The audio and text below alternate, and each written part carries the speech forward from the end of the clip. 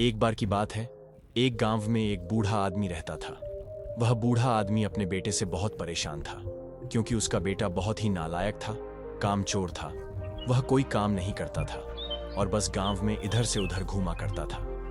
तो एक दिन उस बूढ़े आदमी ने अपने बेटे को सबक सिखाने का सोचा। उसने अपने बेटे को अपने पास बुलाया और उससे कहा कि बेटा, घर के अंदर अलमारी में एक घड़ी रखी हुई है, तुम उसे निकाल कर लाओ। लड़का घर के अंदर गया और उस घड़ी को बाहर निकाल कर लाया।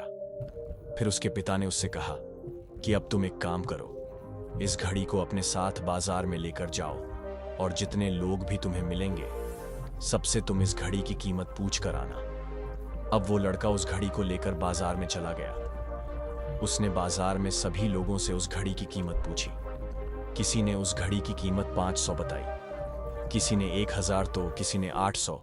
सभी लोगों ने उस लड़के को उस घड़ी की कीमत अलग अलग बताई और कई लोगों ने एक जैसी। वह लड़का अपने पिता के पास वापस आया और उसने उनसे कहा कि पिताजी, सभी लोगों ने इस घड़ी की कीमत अपने हिसाब से बताई। किसी ने 500, किसी ने 1000 तो किसी ने 800।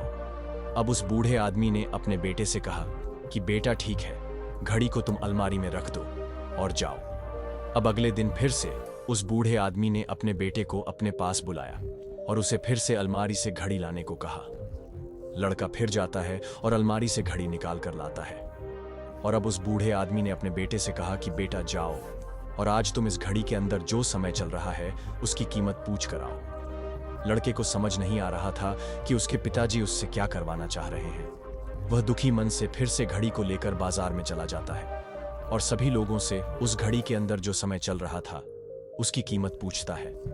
लोगों को लगता है कि इस लड़के की मानसिक स्थिति ठीक नहीं है।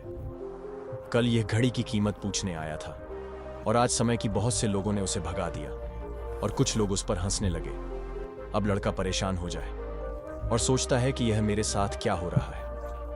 तभी वह आखिरी बार एक बूढ़े आदमी की दुकान पर जाता है। वह बूढ़ा आदमी बहुत व्यस्त था। वह लड़के का सवाल सुनते ही समझ गया कि लड़का उससे क्या पूछना चाह रहा है।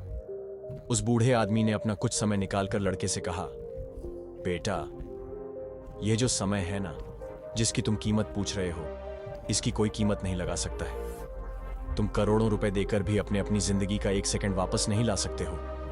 इसीलिए इस टाइम का सही उपयोग करो। टाइम की एक अच्छी बात है और एक बुरी बात है। बुरी बात यह है कि टाइम गुजर जाता है और अच्छी बात यह है कि तुम उसे किन चीजों में गुजारते हो, यह तुम्हारे हाथ में होता है। सभी के पास दिन में 24 घंटे होते हैं, अमीर के पास भी और गरीब के पास भी। बस ये तुम्हारे हाथ में है कि तुम उस टाइम से क्या नया कर सकते हो। तो अपने एक एक पल का हिसाब रखो कि तुम उन्हें किन चीजों में उड़ा रहे हो। उस बूढ़े आदमी की बात सुनकर उस लड़के की आंखें खुल सी गईं, मानो उसमें एक बड़ा बदलाव सा आ गया हो। और फिर वह अपने पिताजी के पास उस घड़ी को लेकर गया और उन्हें सारी बात बताई। और उस दिन के बाद से उस लड़के की जिंदगी बदल गई।